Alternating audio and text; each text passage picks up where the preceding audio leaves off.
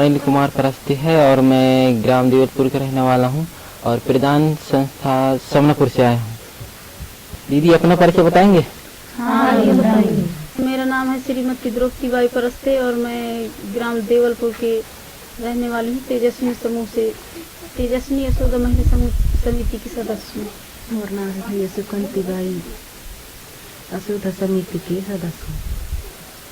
Shrimati नरवदिया by Yashoda महिला समिति और खेती के उपचार के चर्चा कर रही हैं। संपत्ति बाई पिटनिया और यशोदा महिला समिति की सदस्य हूँ। श्रीमती लीलाबाई परस्ते यशोदा महिला समिति की सदस्य। श्रीमती सरोजबाई परस्ते मैं ग्राम देवलपुर की रहने वाली हूँ। यशोदा तेजस्विनी महिला समिति के सदस्य हूँ और ये खेती के बारे में चर्चा करनी चाहती हूँ। कलीबाई यशोदा समिति की सदस्य। श्रीमती अनीता बाई नेती ग्राम देवलपुर यशोदा महिला समिति की सदस्य। चंद्रवती बाई यादव यशोदा समिति की सदस्य हूँ और खेती की चर्चा चाल में बैठी हूँ। भैया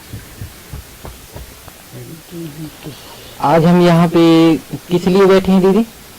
भैया हम आज गेहूं की उन्नत खेती कैसे करेंगे इस विषय में चर्चा करने के लिए बैठे हैं। अच्छा, उन्नत तरीके से खेती कैसे की जाती है? हाँ भैया। ये गेहूं की उन्नत तरीके से खेती कैसे की जाती है दीदी? भैया खेती तो 2-3 बार जताई करते हैं, उसके बाद एक बार पट्टा भी चलाते हैं। एराई करते हैं तो एराई करते हैं नई मारने के बाद। एक बार नई मारते हैं तो उसके बाद में एराई चालू करते हैं। पहले कैसे करते रहे खेती आप? पहले वैसे करते हैं 2 बार जताई करेंगे, चलाई के फिर एराई कर देंगे।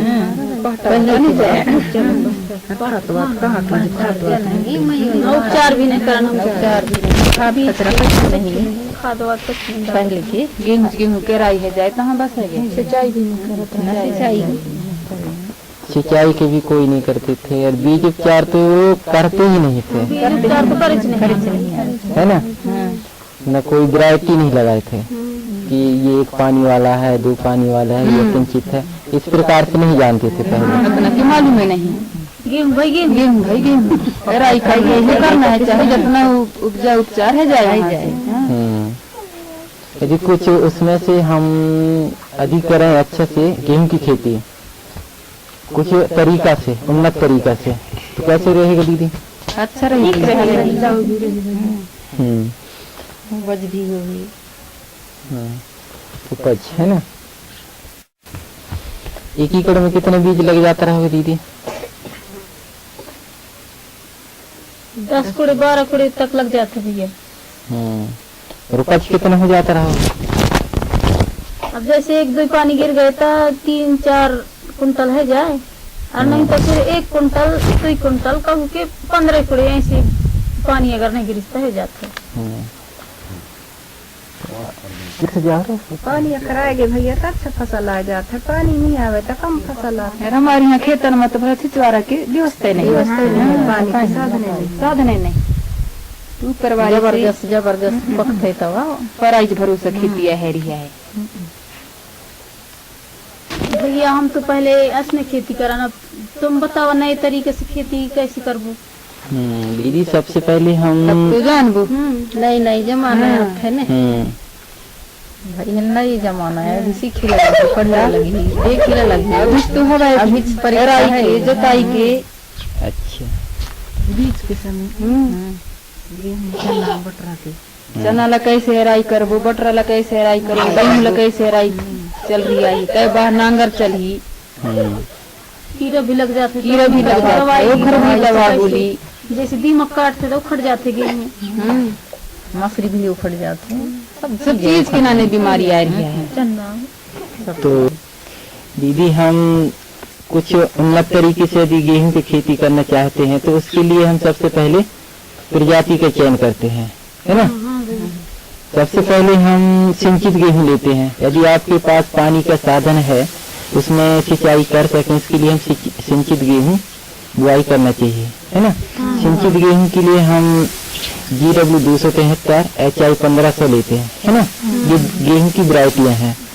और जो असिंचित गेहूं है वो है सुजाता C306, C2184, ये लेते हैं, जो एक ही पानी में काम चल जाता है।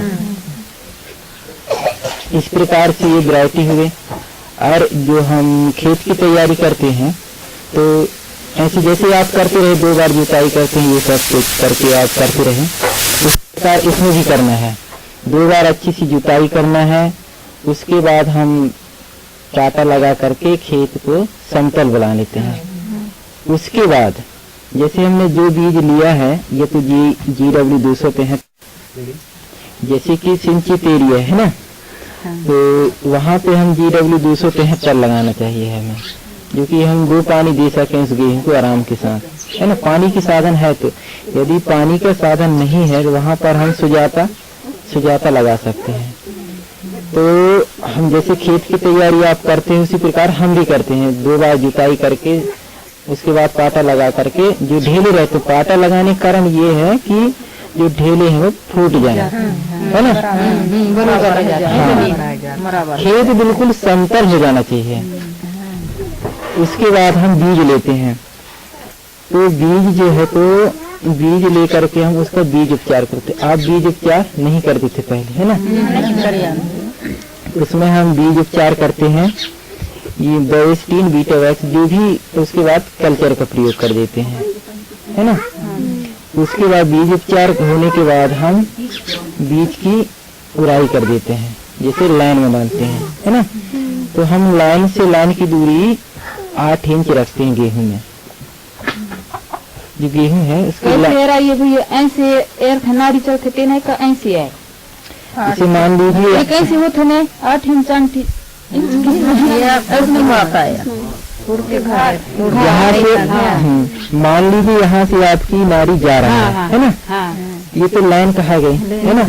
जब दूसरा लाइन जब स्टार्ट करोगे आप, तो यहाँ से और यहाँ तक की दूरी ये 8 इंच, ये 8 इंच होना ही चाहिए, है ना। लाइन में खेती होने का मतलब ये है कि पौधे को अच्छे से जगह, खाद, पानी, जो भी चीज है, आवश्यक पोषक तत्व पर्याप्त मात्रा मिलते हैं। खाद पहले खेती है, ज्यादा मेहनत भी लगी तो लगे। इसके लिए हम दीदी 3 तरह से एक नियम बनाए हैं कि एक है अति उन्नति और मध्यम और सामान्य, है ना। जिसके पास पैसा नहीं है, उस सामान्य से फिर बीज तो खरीद सकता है ना।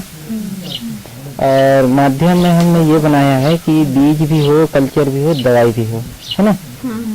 और जो अति उन्नति से करना चाहेगा उसके लिए बीज होना चाहिए, खाद होना, दवाई, पूरा चीज, है ना। दीदी ये 3 प्रकार की खेती है। एक है बिना पैसे वाली खेती, और कम पैसे वाली खेती, और अधिक पैसे वाली खेती, है ना। आपको अभी समझाऊंगा कि कैसे सामान्य, मध्यम और अति उन्नति, है ना। तो बिना पैसे वाली खेती में हम ये कर सकते हैं, जो रोग लगते हैं ना पौधों में, तो उस पौधे को उखाड़ करके अलग कर दें हम, है ना। अलग करेंगे तो उसका जो बीमारी है दूसरे पौधे में नहीं फैलेगा वो, है ना। जब दूसरे पौधे में नहीं जाएगा तो बीमारी नहीं लगेगी इतनी ज्यादा, है ना, पौधे स्वस्थ होंगे। और जो कम पैसे वाली खेती है उसमें हम खेत की तैयारी करते समय बीज का बीज उपचार करना जरूरी है ना। यदि हम बीज उपचार कर लेते हैं तो उसमें देखिए आपको बीज की अंकुरण क्षमता अच्छी आएगी और पौधे स्वस्थ होंगे, है ना। जब भी हम बीज उपचार करें, है ना, तो सही छांव में ही करना चाहिए बीज उपचार, है ना। इन छोटी छोटी बातों का भी हम ध्यान में रख करके नियम का पालन करेंगे तो अच्छा उत्पादन होगा, है ना। बीज उपचार के साथ साथ जैसे पौधे बड़े हो जाएंगे, है ना, तो उसमें मटका खाद और अमृत पानी और अग्नियास्त्र का भी प्रयोग कर सकते हैं, है ना। इस प्रकार से जो खाद हम खुद हाथ से बना सकते हैं, इसका छिड़काव करके हम अधिक उत्पादन बढ़ा सकते हैं अपनी, है ना। ठीक। और एक है अधिक पैसे वाली खेती, है ना। इसमें हम खेत की तैयारी के साथ साथ बीज उपचार भी करते हैं, रासायनिक दवा का प्रयोग करते हैं, रासायनिक खाद का भी प्रयोग करते हैं, है ना।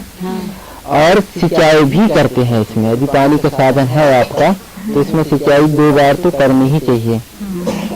इस प्रकार से हम छोटी छोटी बातों को ध्यान रखें तो अपना उत्पादन हम बढ़ा सकते हैं। भैया तुम तो आप अच्छा बता रहे हो, ऐसे आमदनी हम कैसे करेंगे? तो अच्छी बता रहे हो, ऐसी खेती में लाभ हम कैसे मिले?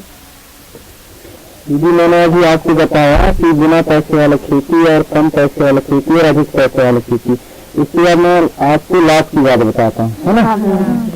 मान लीजिए हम बिना पैसा वाली खेती में 50 रुपए खर्च करते हैं, है ना। तो इसमें हमको आमदनी 75 रुपए मिलेगा, ठीक है। और कुछ इसमें हम पैसा लगाने अच्छा से, है ना। 50 रुपए यहाँ से हम लगाते हैं, है ना। हमको 100 रुपए की आमदनी होती है ना। तो इसमें हम बिना पैसे वाली खेती में दीदी, है ना, खेत की तैयारी के साथ साथ हम इसमें जो रोग लगे हैं, है ना, पौधे में, इसको निकाल दें, है ना। और 50 रुपए खर्च करते हैं इसमें, है ना। तो हमको 75 रुपए की आमदनी होती है ना। और ये जो कम पैसे की खेती है इसमें, है ना, इसे खेत की तैयारी के साथ साथ हम मटका खाद और अमृत पानी, अग्निशास्त्र, इन खादों को बनाने, है ना। और 50 रुपए की खर्च इसमें करते हैं, है ना। यहाँ से हमको आमदनी 100 रुपए मिलती है ना। और जो अधिक पैसे वाली खेती है ना, थोड़ा और पैसा लगा करके खेती करना चाहते हैं, है ना। इसके लिए खेत की तैयारी के साथ साथ हम बीज उपचार, रासायनिक खाद, रासायनिक दवा, ये सभी चीज हमें करना चाहिए, है ना। तो इसको हम 50 रुपए खर्च करते हैं तो हमें 150 रुपए की आमदनी होती है। इस तरह से हमें ये हमारा लाभ हो रहा है। ठीक है भैया, हम अब की बार अधिक पैसे वाली खेती करेंगे भैया, जिससे हमको अच्छा आमदनी मिले भैया, अच्छा लाभ मिले। तो हम उसके लिए अच्छा पैसे वाली खेती करेंगे भैया, अधिक पैसा वाले। अच्छा भैया, हमारे पास पैसा नहीं है तो हम कम पैसा वाले खेती करेंगे इस बार। हम भैया कम पैसे वाली खेती करबो, जब इतना मतलब ज्यादा लाभ रही तो अधिक पैसा की खेती करबो। ठीक है दीदी, मैंने आपको अभी बताया कि बिना पैसे वाले और कम पैसे वाले और अधिक पैसे वाली खेती के बारे में, है ना। तो आपकी स्थिति के अनुसार आप जो भी बिना पैसे वाली या कम पैसे वाली, अधिक पैसे वाली खेती करिए, है ना। तो ठीक है, मैं निकलूं दीदी फिर। राम राम।